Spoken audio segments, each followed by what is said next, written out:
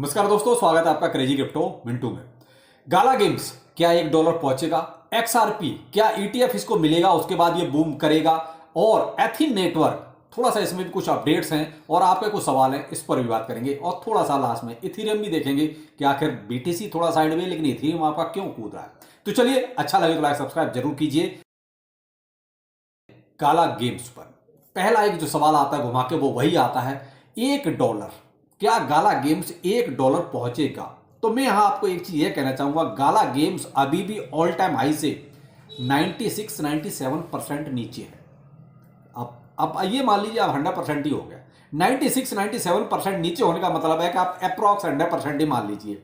जो प्राइस आपका 0.8 यानी कि $0.8 के आसपास हुआ करता था ऑल टाइम हाई, वो आज की डेट में 0.03, 0.2 या 0.4 इसके आसपास कहीं ना कहीं घूम रहा है। 0.4 तो अभी खैर पहुंचा भी नहीं हाल फिलहाल में, लेकिन फिलहाल में जो है 0.3 के आसपास इसका प्राइस चल रहा है। वहां से आप ये देख लीजिए, इतना इसमें गिरावट आ चुकी है।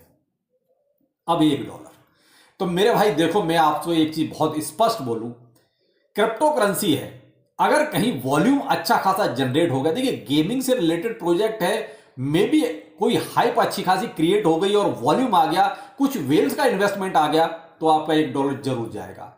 और भाई साहब, अगर किसी वेल ने एंट्री नहीं ली, क्योंकि आप ये देख रहे हैं फिलहाल जो सबसे ज्यादा प्रायोरिटी पर कुछ चीजें हैं वो है करंट में आने वाले प्रोजेक्ट, ना कि ओल्ड प्रोजेक्ट। थोड़ा सा देखिए, समझने की कोशिश कीजिए। हो सकता है उन लोगों की बात बुरी लगे जिनके पास गाला गेम्स है, लेकिन हकीकत यही है, जितने आपके पास पुराने प्रोजेक्ट हैं वो इक्का दुक्का ही किसी के पीछे होकर चलते हैं। आप ही देख रहे हैं कि सीधा सीधा कोई भी नहीं चल रहा। देखिए, जैसे अभी सोलाना बेस इकोसिस्टम में जितने टोकन्स थे लगभग वो सारे चले, कोई कम चला कोई ज्यादा चला, जैसे ही सोलाना चला।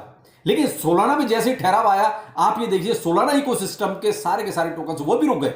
कोई बहुत ज्यादा पंप नहीं दे रहा है। जिस टाइम पे सोलाना कूद रहा था उस टाइम पे जितना वो सब चले थे, वही कंडीशन मैं कह रहा हूं कि गाला गेम्स की। अगर गाला गेम्स में अगर कहीं से थोड़ा इन्वेस्टमेंट आ जाए या टीम कहीं से कोई फंडिंग अरेंज कर ले, तो मे भी इसमें आपका $1 फिर पक्का है।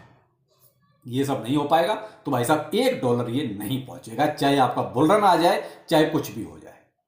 हकीकत यही है। मैं घुमा के आपसे कहूं नहीं ये 100x हो जाएगा, ये 200x हो जाएगा, कैसे हो जाएगा? सारी तो इसकी माया है। जब ये नहीं आएगा तो आएगा कहां से? तो इसलिए आप देखिए, मैं तो यही कहूंगा, जितना आपके पास है होल्ड रखें, क्योंकि अभी तो प्राइस भी इतना है कि शायद मुझे नहीं लगता कि आप ज्यादा प्रॉफिट में इसमें होंगे। तो इसलिए बेहतर है कि जो है उसको होल्ड में रखें। नया इन्वेस्टमेंट जो भी डाले उसमें प्रॉफिट निकालते रहें। देखिए, बेस्ट स्ट्रेटेजी यही है। आजकल आप मार्केट, थोड़ा सा यहां पर मैं थोड़ा सा टॉपिक से अलग जा रहा हूं, मार्केट का आप हाल देख रहे हैं, थोड़ा ऊपर जाता है फिर उतना ही नीचे आ जाता है, थोड़ा ऊपर जाता है फिर उतना ही नीचे आता है। BTC साइड में रेंज में हो गया है, वो करेक्शन का वेट कर रहा है कि मैं ऊपर जाऊं या नीचे जाऊं, क्योंकि कहीं भी कोई भी वेल्स की एंट्री ज्यादा हो नहीं रही। इसलिए BTC भी कोई ज्यादा पंप एंड डंप वाला सीन भी नहीं हो रहा है, जो कहते हैं $1,000-1,500 ऊपर, $1,000-1,500 नीचे, तो वो भी सीन नहीं हो रहा है। क्यों?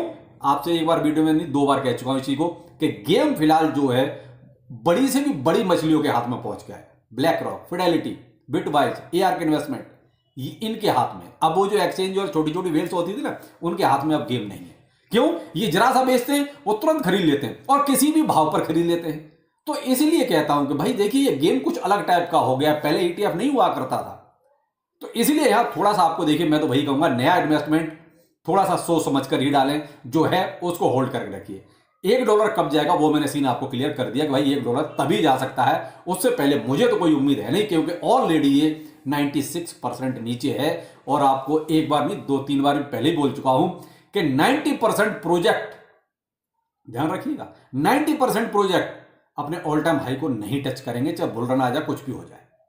क्यों? सारा का सारा सीन जो चला गया ना, वो सब BTC पर चला गया है। जिसकी भी बाइंग की थोड़ी सी भी पावर है, वो BTC में जाके पैसा लगा रहा है। क्यों? उनको पता है कि यहां बड़े बड़े लोग हैं, प्राइस नीचे नहीं जाने देंगे ज्यादा, क्योंकि यहां से चाहे धीरे जाएगा लेकिन प्राइस जाएगा ऊपर।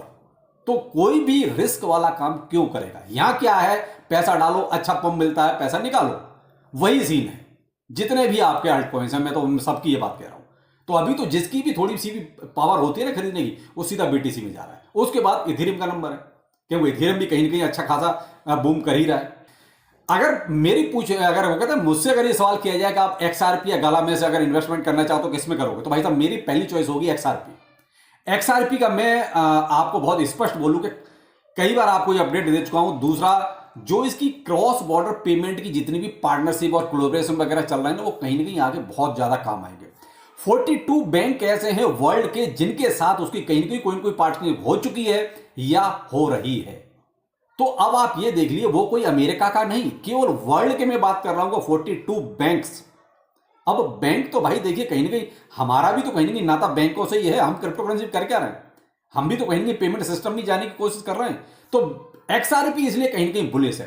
थोड़ा बहुत नेगेटिव न्यूज जो अमेरिका में चलती रहती है वो एक अलग सीन है। देखिए, हर प्रोजेक्ट के साथ कुछ ना कुछ ऐसा चलता ही रहता है, तो इसलिए इसमें ज्यादा घबराने वाली या सोचने वाली बात नहीं है। हाँ, XRP थोड़ा सा देखिए लॉन्ग टर्म प्रोजेक्ट है, इसलिए आप ये कहो कि इसमें इंस्टेंट कुछ मिलने वाला है, तो वो मुझे नहीं लगता भाई इसमें इंस्टेंट कुछ ऐसा जल्दी में मिलेगा। थोड़ा आपको वेट तो करना पड़ेगा। तो XRP में देखिए भाई, जो लोग लॉन्ग टर्म का सोच सकते हैं वही लोग एंट्री लें, या जिनके पास पहले से पड़ी हुई है तो आप उसके बारे में थोड़ा सा उसको होल्ड कर सकते हैं, या भाई आपके पास एक्सेस मनी है कि आप सोचते हो कि भाई मैं और थोड़ा सा डाल सकता हूं, तो आप जो है ये जो प्राइस आपका रहेगा 495 यानी 0.50 4948 या इसके आसपास आप एक SIP छोटी सी और कर सकते हो, या फिर आप थोड़ा सा ये वेट कर लीजिए कि जो करेक्शन आएगा BTC में, जो थोड़ा बहुत करेक्शन आएगा तो मे भी इसका प्राइस और भी नीचे आएगा। मैं आपको एक पहली छोटी SIP के लिए बात कर रहा हूं कि आप 49 या 50 के आसपास अगर आप एक छोटी मोटी एंट्री और बना सकते हैं। मैं उनकी बात कर रहा हूं जो एक्सेस मनी रखते हैं, क्योंकि क्रिप्टो करेंसी है भाई, कुछ पता नहीं है कब कौन सा काम खत्म हो जाए, तो इसलिए। और उसके बाद आप वही फिर देखते हैं, अगर 10-15% का गिरावट आता है तो उसके बाद फिर से आप एक छोटी मोटी एंट्री और ले सकते हैं, लेकिन लॉन्ग टर्म के लिए, बुल रन के बाद के लिए। तो आप यहां इस चीज का जरूर ध्यान रखें। तो अब आते हैं एथिन नेटवर्क पर। देखिए, एथिन नेटवर्क में दोबारा से उन्होंने फिर से वही एक कुछ कहते हैं बूस्टर जैसे कहते हैं कि आप कुछ पे करो, उसके बाद फिर से जो है आपको कुछ बूस्ट मिलेगा। मेरे भाई देखो, मैं आपको स्पष्ट बोल चुका हूं, इस बूस्टर वूस्टर के चक्कर में बिल्कुल मत पड़ो। नॉर्मल जो आपकी माइनिंग चल रही है बस उसे चलने दीजिए, वही ठीक है। जब फ्री का सौदा है तो फ्री में ही लेंगे, ये उसमें आइस में भी मैंने आपको यही बोला था कि फ्री का सौदा है तो फ्री में ही लेंगे। तो इसलिए एथिन में भी आपको ऐसा ज्यादा कुछ करने की जरूरत नहीं है। दूसरी यहां पर आपको एक चीज और अलर्ट करना चाहूंगा, देखिए ऐसा ना हो आपके रेफरल में जो है वो KYC ना करें। आपके रेफरल में जो भी हैं उनको सबसे पहले तो आप उनकी भी KYC कराइए। KYC कोई बहुत ज्यादा टफ नहीं है, केवल वही आपको फोटो वाली KYC, कोई बहुत बड़ी इसमें आपको तामझाम कुछ करना नहीं है। तो इसलिए कहीं बाद में कोई इनका भी ऐसा कोई पंगा हो, चक्कर पड़े, जब आपकी KYC ना हो पाए तो वहां फिर आपके लिए प्रॉब्लम क्रिएट होगी। तो अभी क्या है, इजीली अब KYC खूब हो रही है, दबादब हो रही है, क्योंकि वो पता चल जाता है कि किसकी KYC हो गई किसकी नहीं हुई। तो इसलिए भाई यहां पर आप थोड़ा सा अलर्ट हो जाइए, जो लोग एथिन नेटवर्क में माइनिंग कर रहे हैं, क्योंकि बाद में फिर वही होगा कि सर हमारी KYC नहीं हो पा रही। जब अभी KYC ओपन है, अब नेटवर्क भी ठीक है, तो इसलिए KYC जरूर कर लीजिए, अपने रेफरेंस की जरूर कराइए, तभी आपको उनसे कुछ बेनिफिट होगा। अगर उनकी KYC नहीं होगी तो बाद में जैसे अभी आप देख रहे हैं ना इसमें माइंड, वो धीरे धीरे आपके टोकन्स कम हो रहे हैं, तो हो सकता है कि एथिन में भी आपके धीरे धीरे उस तरीके से फिर टोकन कम होने शुरू हो जाए। इसलिए अपने से ज्यादा आप तवज्जो दीजिए, जो आपके रेफरल हैं उनकी KYC किसी भी तरीके से कराइए जल्द से जल्द, क्योंकि इनका भी कहीं ना कहीं जून में कोई एक बहुत बड़ा प्लान है कि शायद सब कुछ क्लियर कट हो जाए। तो इसलिए बहुत ज़्यादा दिन है नहीं, KYC कंटिन्यू रखिए। जिन्होंने अभी तक एथिन नेटवर्क ज्वाइन नहीं किया है, मेरी टीम के साथ जुड़ सकते हैं। ट्विटर टेलीग्राम पर लिंक मिल जाएगा, और ये स्क्रीन पर भी मेरा जो है रेफरल कोड चल ही रहा है, तो आप इसको जो है इसके जरिए मेरी टीम के साथ जुड़ जाइए। एथिन नेटवर्क ज्वाइन कर लीजिए, कुछ ना कुछ दे के जाएगा, जैसे आइस भी दे के जाएगा 28 फरवरी को, बहुत जल्दी आपके नजदीक है।